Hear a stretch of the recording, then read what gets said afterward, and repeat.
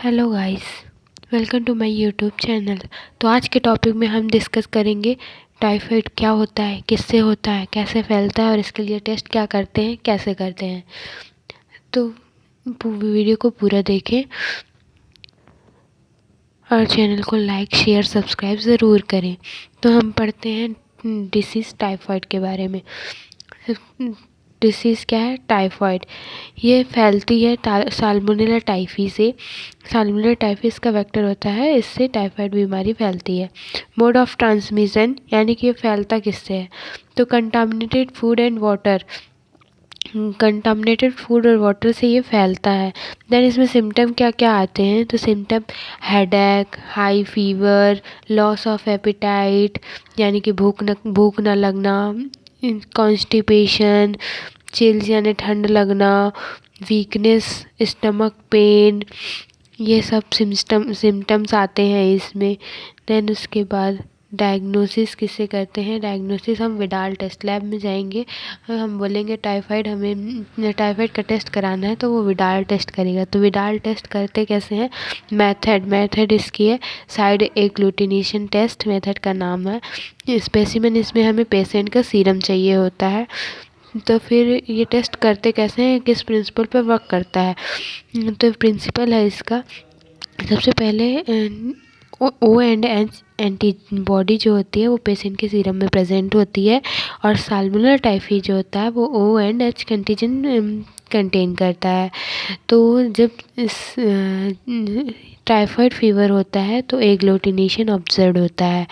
Then उसके बाद requirement हमें क्या क्या होती है? रिक्वायरमेंट हमें ग्लास प्लेट होगी, ये विडाल प्लेट जो जिसमें O H A H B H and positive control negative control labelled होता है। Widal test kit, antigen containing and dropper, applicator stick, timer, इन सब की रिक्वायरमेंट होती है हमें। फिर उसके बाद हम प्रोसीजर देख लेते हैं। तो प्रोसीजर हमें क्या क्या इसमें, प्रोसीजर कैसे होता है? तो सबसे पहले हम विडाल प्लेट लेंगे, क्लीन एंड ड्राई होनी चाहिए। विडाल प्लेट में O H A H and B H जहाँ जहाँ पे लेबल्ड है उनमें एक एक ड्रॉप हम पेशेंट का सीरम डालेंगे। उसके बाद देन जहाँ जहाँ पे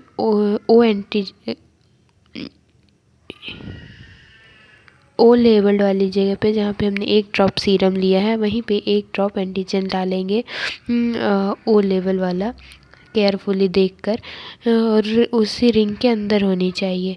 देन उसके बाद इसी तरह एक एक ड्रॉप सब में, ओ वाले में ओ, एच वाले में एच, ए एच में H, A H and B H में बी एच, सब में ले लेंगे। देन एप्लीकेटर स्टिक से अलग अलग एप्लीकेटर स्टिक यूज़ करनी है, अलग अलग उसे सेपरेटली मिक्स करने के लिए।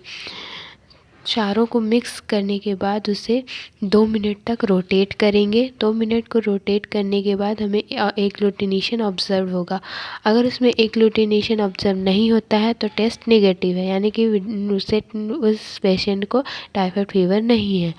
अगर एग्लूटिनेशन ऑब्जर्व होता है तो इस कंडीशन में हम सबसे पहले इंटरप्रिटेशन देखेंगे तो कि एग्लूटिनेशन के बेस पर भी ये टाइफाइड फीवर है या नहीं। तो सबसे पहले 1:80 अगर आता है तो पॉजिटिव, यानी कि 25% सेल क्लम्प्ड है। देन उसके बाद 1:160 इसमें 50% सेल कंप्लेंट वन, ये इंटरप्रिटेशन हम टेस्ट में से ऐसे देते हैं।